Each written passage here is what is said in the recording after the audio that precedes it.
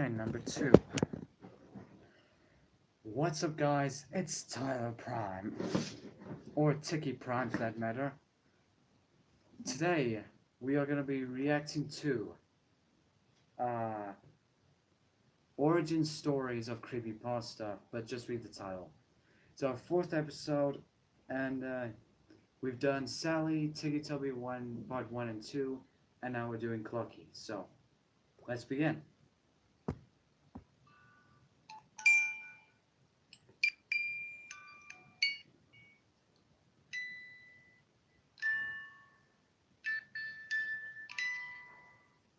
This video may contain offensive language or be frightening to some viewers. Viewer discretion is recommended. Oh yeah, the guy is going to do art, so I can't exactly show that, but... A little girl sat in her You're really going to start lagging right now? Really?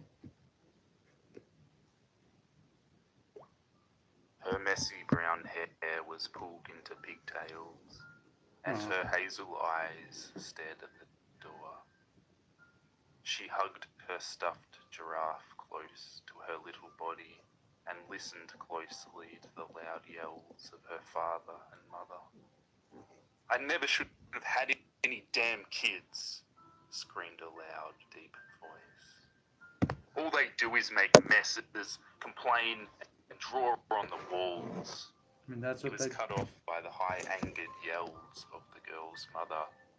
They're children, David. They don't know any better. Oh, fuck me, Meredith. I don't want to hear your bullshit excuses. I have had just about enough of them. And what do you plan on doing about it? The girl heard footsteps coming towards her room. She hugged her giraffe closer. Oh, The door. oh no. It's the second I heard that, she heard loud footsteps coming towards her room, or something like that.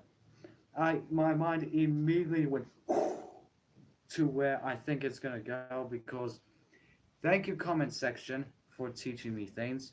Was violently opened, and there in the hallway stood her large, angry, overweight father.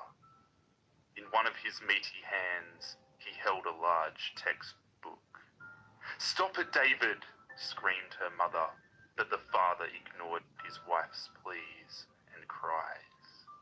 He grabbed the little girl by the collar, and she screamed and kicked, trembling and shaking with fear. The girl's father harshly held up the textbook. This is for drawing on my fucking walls, you little bitch. Years later, the little girl known as Natalie is now 17 years old. Like usual, she stayed in her room watching TV. I hope you guys can hear this. Her dad was ranting on and on about some economic crap that she really couldn't care less about, while she munched on some popcorn. She was also currently drawing a picture. It had a little bit of gore in it, but she liked drawing blood. It gave her some weird satisfaction. Other than that, multitasking was no problem for her. Yeah. It became apparent to her at a young age, after having to do so much hard work and labour, she was able to do everything at once. Drawing ended up being her talent and passion. It was her way of escaping from reality. Hey, that's a good one. We're here. She looked at a large sign in the school that read, Walkerville Institute of Creative Arts. She sighed tiredly and stepped out, putting her backpack on her shoulder. See ya, she said, closing the car door. She walked into the school and chatted with a couple of friends until she went up to her locker on the 3rd floor. She grabbed her books and before 5 minutes was up, she ran to class. Run. Her English teacher annoyingly held out her hand expectantly. Where's your assignment, Miss Ouellette? Natalie swallowed. I forgot it at home. The teacher growled disapprovingly. Your time is up, Miss Owlette. Don't disappoint me. Natalie felt puzzled by the thought for a moment. She didn't know why, but those words seemed to melt through her. She simply ignored it because and went that's your back to future listening to the catchphrase. lesson, dozing off after not too long. Later that day, she was heading back to her locker for fourth period, and suddenly her boyfriend Chris came up to her. Hey, can we talk after school? She smiled lovingly at Chris, though strangely she didn't expect anything. He was always such a sweet guy. During her French class, she paid little attention, instead doodling things from her imagination. Blood, gore, people being stabbed, and knives. Other people say it's pretty dark of her to draw such things, but she saw nothing wrong with it. For a strange reason, it almost felt normal to her. Miss Owlette! She quickly covered her drawings with a piece of paper and looked up at her French teacher. Yes? He gestured her to move her arm with a slight turn of his head. Show me your work. She hesitantly moved her arm and the piece of paper to show the picture of someone being stabbed. The teacher stared, puzzled. She smiled nervously.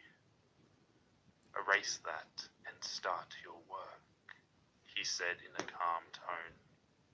He walked away as... No, hell no. I just spent an hour working on this. I ain't erasing nothing. If you want, and if you do not like this, then you don't get to say anything. That's your opinion. You don't like it. Now go away. I spent an hour working on this. You don't get to tell me to do anything. Alright? I will do my work on another piece of paper. You understand me?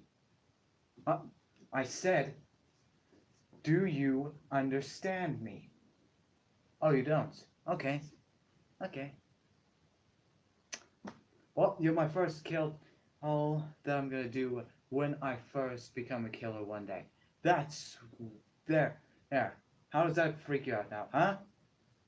Yeah. Now shut up. She sighed and erased the picture. No, seriously, I'm not joking. And Miss Owlette, she looked up at him. Your time is almost up on getting your work done. I suggest doing it now. She growled at the remark. Time always seems to be against her. As far as she cared, time could go fuck itself. Damn. After class, she walked out of the school to find her boyfriend standing near the fence by a sidewalk. She smiled and walked over, hoping her day could at least be cheered up by him. But as she walked over, her smile faded. He wasn't smiling back. Chris? What's wrong? What did you want to talk about? Natalie, I think it's time that we should see other people. She felt her heart break. Calm down, it's me doing this. But why? He gave a stern look. It's your mindset, your drawings. They creep me out. I think there's something wrong with you. What the fuck? You're gonna break up with her because the drawings and mine? Really? Are you serious? You kidding me, right? My best friend, Siren, she draws that stuff, and I'm just like, that's actually cool. She had a... Okay, I'm gonna be about that. But how are you gonna break up with someone just because of the drawings, huh? Oh, you. Oh, so that's how it is. Oh, okay. You don't like drawings. All right. Now you're my second subject of who I should kill. I'll stop. But still stupid. And the saddest part is, you haven't even told me why you're acting like this. It makes me feel like I don't even know you. I just can't do it anymore. I'm Freaking sorry. idiot. And with that, he began to walk away. Natalie slammed her hands on the bathroom counter at home. She stared at herself in the mirror, eyes twitching. There we go. Much I better. won't hurt myself like the others. I can stay strong. There was a needle. Like the others. Either she's talking about the people in the class, or she's talking about you know where I'm going with this, right? You know. Also, I also wanted to watch this because Ben told me that Clocky meets Toby, and Siki Work is my favorite couple. So, and these two are my favorite characters. So, if Toby appears in this, Black thread in her hand. oh, It's pointless. It doesn't help. Some weird sensation pulled at her subconscious. She chuckled slightly. No, I'm doing this because I want to. you sure about that? She held up the needle with thread at the end. She smirked widely. Time is up. Pierce after pierce, cut after cut. Even though excruciating pain was going through her, she did not whine. She did not whimper. She did not cry. There was no more tears to shed. All she did was smile. The blood from the piercings made a low dripping noise from the sink and onto the counter. When she was finished, she stood back and admired her handiwork. She stroked the horrendous stitches on the side of her mouth that spread into a wide smile. She felt the warm, wet blood on her fingers and licked it gently, consuming the metallic taste of liquid in pure ecstasy. She stopped when she saw her mother's reflection in the mirror behind her, her mother's wide-open eyes and pale face. That reminds me of Jeff the Killer and Toby. When Toby was stabbing the hell out of his father, his mother was behind him, seeing it, and Jeff's mom walked in on him. Look, I didn't read the story, but I was role playing as that, so I can, yeah. That's still on my list of things to watch. His Jeff's mom walked in on him with a cut, so they all have this now, don't they? I wonder. She suddenly felt the pain and cried, "Mum?" She had never felt so confused. What had just happened to her? Her mother was worried, and she scheduled some therapy for her. Natalie had gotten rid of the stitches and figured how much pain it would bring, so she went to the therapist. She made sure her hood was up, not to let anyone see. She sat down on the comfortable leather seat and stared at the blonde-haired woman across from her in silence. "Your name is Natalie, isn't it?" Natalie just nodded. "I'm Deborah, and I'm here to help. Now tell me, what have been some of your problems?" Natalie stared. Time. Time has been my problem." Deborah had a confused look. "What about time?" Natalie's hands roughly gripped the leather seat. Everything. It makes you live through it, slowly progressing through life, being controlled by society only to be tortured. It's a vicious cycle. Time does not end. It doesn't slow down.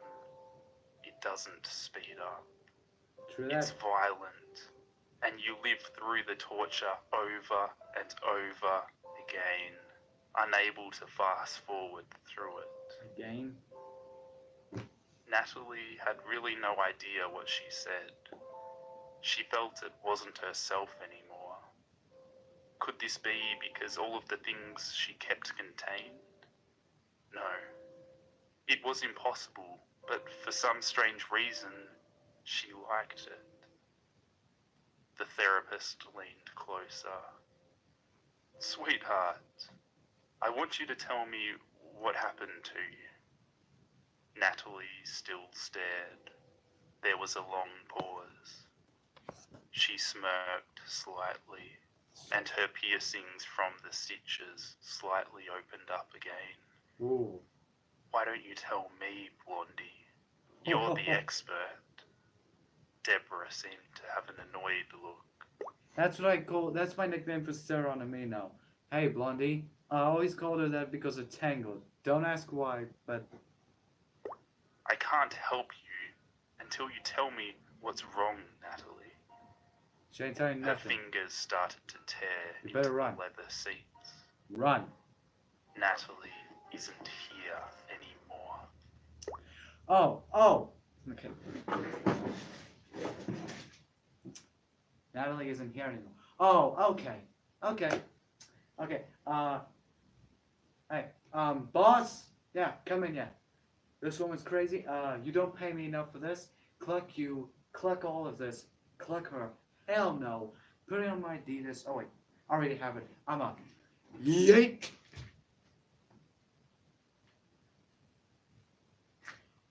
Or instead of jumping out the window, I just go.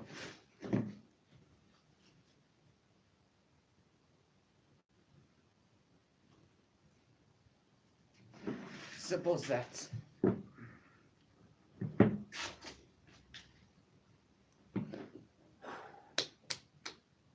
Yep. Thank you With very that, much. Deborah's eyes widened. She hastily got up out of her chair. Hell no, I'll be run. right back. Please sit here. She walked out, leaving her alone. Natalie did not move. She sat perfectly still. Yeah, stay out. After a while of waiting and impatience, her parents finally walked in. She stood, happy to go, but she noticed her parents' expressions. Even her father had a strange, saddened look on his face. Her confusion grew, but she said no words and followed them to their car. Tired from a long day, Natalie began to drift off on the car drive home.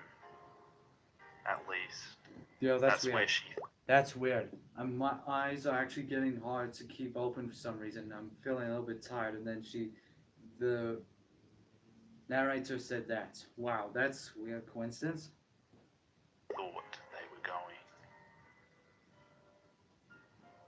Strangely, she heard a dark voice speaking in her dream. It almost sounded like herself echoing into eternal darkness. Your time is up. She shot awake. Beads of sweat were rolling down her face. She wasn't home. She wasn't in the car. She was in a bed, a white bed, in a white room. She looked to her side, seeing that she was hooked up to a heart monitor. Did they seriously take her to mental hospital and put her in the bed there and asleep? Really? Really? Okay. Hell no. Oh, I'm just... yeah, I would stay the hell awake, okay? Hey, like, really? That's how you're gonna treat your daughter? Look, I know she's insane right now, but come on. There's also other ways you can help, right? There's other ways you can help, or you can just don't put her in a mental hospital because that's the one-way ticket of mental and how they end up getting more crazy and crazier because they're alone by themselves talking to each other. And then you wonder why we all get crazy, huh? She went to get up, but suddenly realized she was bound down. Yep. She panicked like and began to struggle, but paused when she heard a door to her left open. Something like this. A man in a white shirt looked at her, I don't know. his hands behind his back. You must be very confused right now. I can imagine. But I'm letting you know, we're only here to help. Your parents agreed to sign a contract to give you some mental drugs to hopefully help your state of mind. She Yes. opened her mouth to protest, but was quickly silenced. You'll be back to normal in no time. No, Just you try won't. to relax. No, you won't. He walked over. She won't. She tried to move away, but couldn't due to the bonds around her legs and wrists. Oh. He carefully took a mask out and put it over her mouth and nose. She tried to shake it off, but felt herself starting to slip under the drugs, and her eyes slowly shut. Suddenly she woke up. She couldn't comprehend what the hell she was seeing. She was being given multiple injections, even some things being rubbed on her skin. She felt woozy but very aware of her surroundings. Her heart rate was starting to speed up on the monitor. The doctors took notice of this and they looked at her, seeing her open eyes. One of the doctors was yelling at another.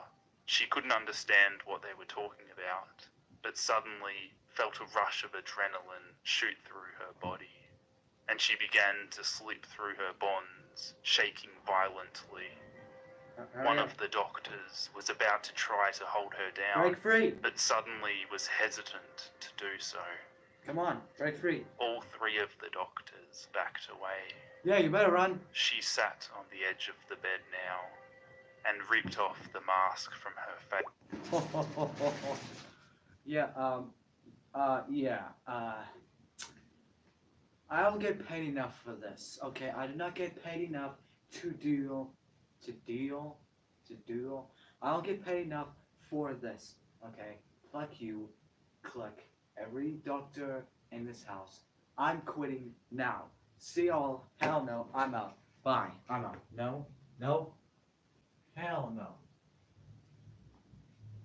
Got me clocked up. Nope.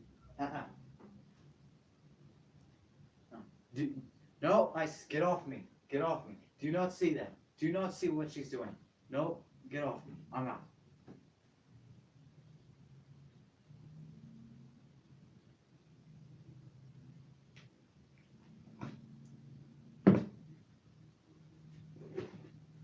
It's either you stay there and die, or you yeet out of there. Face and the tube from her arm. She got up, started to stumble, yet caught herself. Her breath hitched, her vision was blurry, and suddenly she felt severe pain in her chest. She gripped her chest where her heart should be, then fell to the floor and completely blacked out. She woke slowly. She was back in bed and the doctors sitting beside her. Something went horribly wrong. She didn't know why, but she felt hatred towards the doctor. He took notice of it and looked away. You weren't supposed to wake up. while we were giving you the doses. We aren't sure how it affected you, but we have a feeling that we're going to find out. He paused for a second before taking out a small mirror, not looking at her. It happened to have an effect on your appearance as well. She looked at herself in the mirror. The eye? Her eyes widened. They were completely green. Oh. She noticed that she still had the stitching in her mouth, and for some reason, she couldn't help but feel happy. Her heart rate started to increase again. Run. She gave out a low chuckle. You better run. The doctor looked in shock, Run. seeing that she was already standing over him. Why are you still there? Why are you still there? Oh, okay, I see how it is. Okay, nope, I'm out. That's just... Both Gator, Martin, and me would agree that we would both haul it as soon... We should have been there. Okay? We shouldn't have done all this in the first place. But no, everyone else just said, hey, it's fine, we're gonna do this, it's gonna be great, it's gonna be fine, she'll be fixed. Mother cluckers. Doctor, she said, still chuckling. He trembled slightly, pressing a button from under the monitor. Yes? Your time is up. A loud scream was heard from the halls of the hospital. 2 security guards rushed into the room, kicking down the door. Blood was the first thing they saw. Blood on the walls, bed, floor, and even on the ceiling. Natalie had taken the doctor and strapped him down to the bed. His spine was completely snapped as the bed had been bent almost into a sandwich. Blood poured from his eyes, She the next Jason? nose, mouth. And there, in the corner, was the murderer, happily drawing gruesome pictures on the walls in blood, followed by the phrase, "Your time is up." There we go.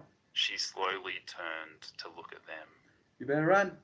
A wide-eyed, crazy grin spread across her face. "Hello, friends. Would you like to play?" No, I don't want to. Matter of fact, Jacksburg, you deal with that. Nope. Boom. Lock door. Sorry, Jacksburg, you suck. I'm out. You want to play with crazy people? I'm not.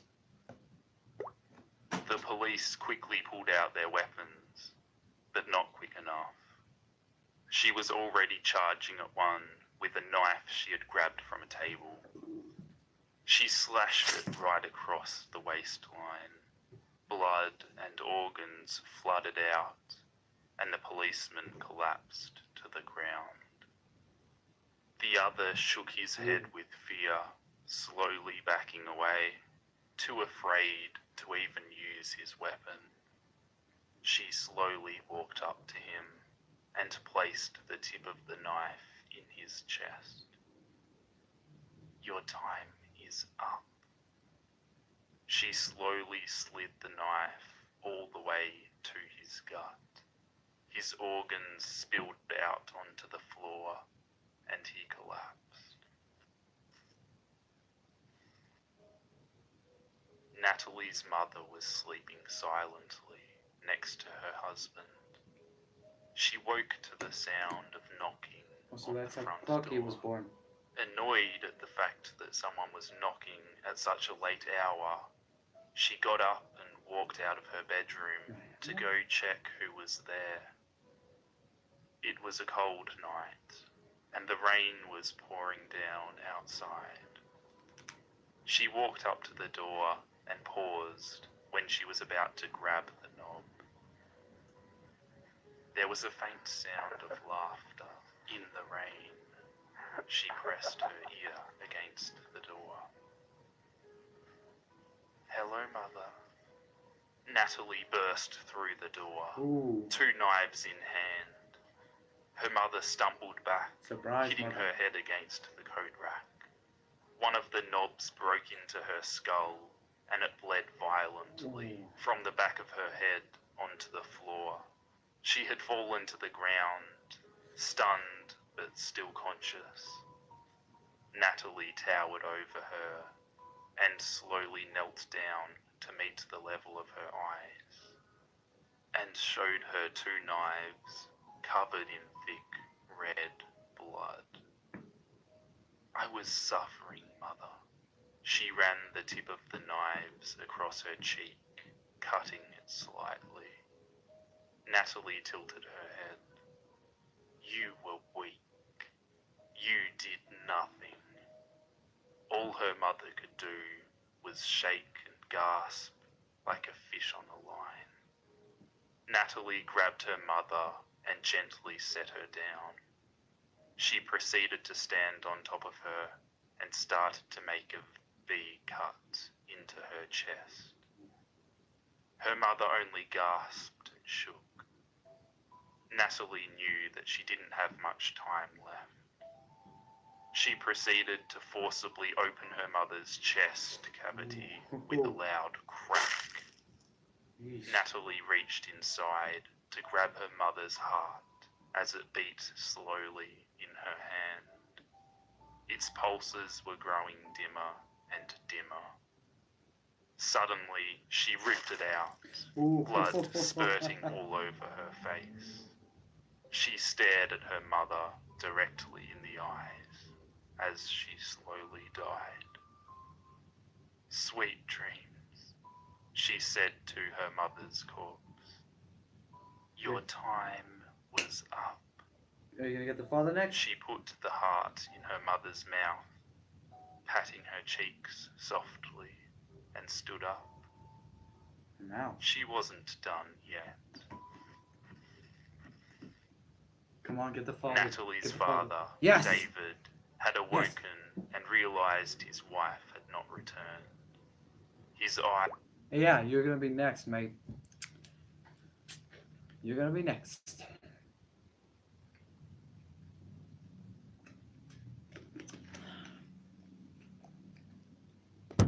From the beginning of this story, I've been hoping he would die soon, so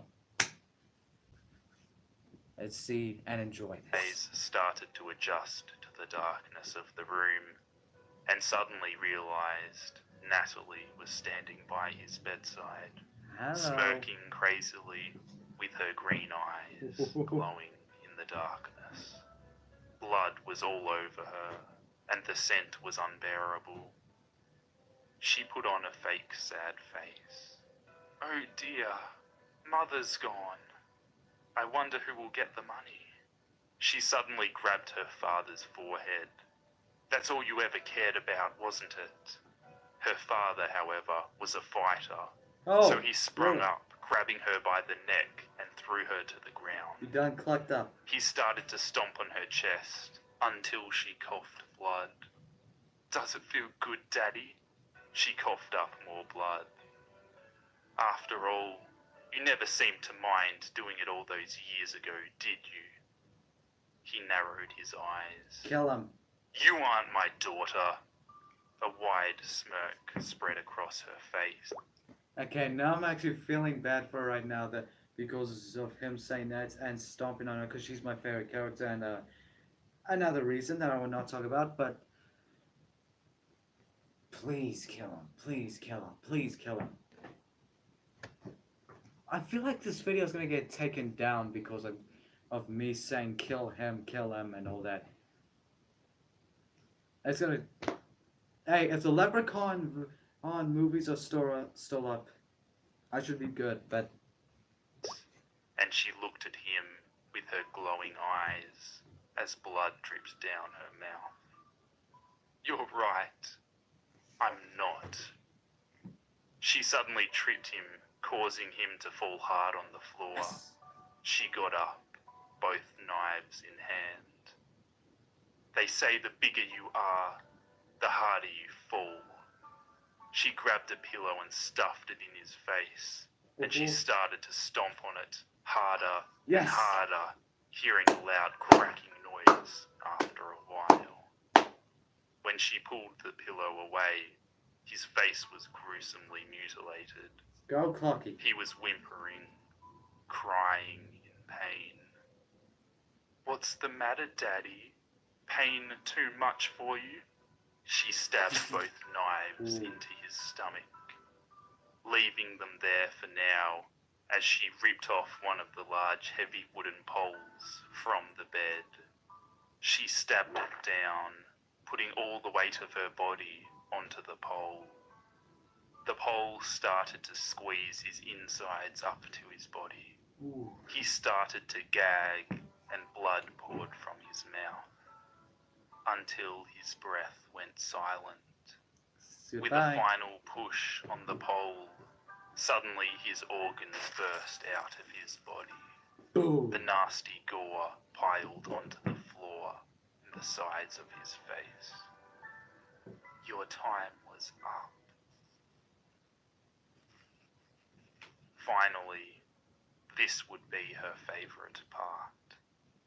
She quietly snuck down to her brother's room. Silent. Hey, hold on. There was no... Oh, I did not hear anything about this, there being a brother here. Though, a girl who roleplays as Clockwork said that Clocky's brother raped her like 9 or 19 times or something like that. 6, 9 times.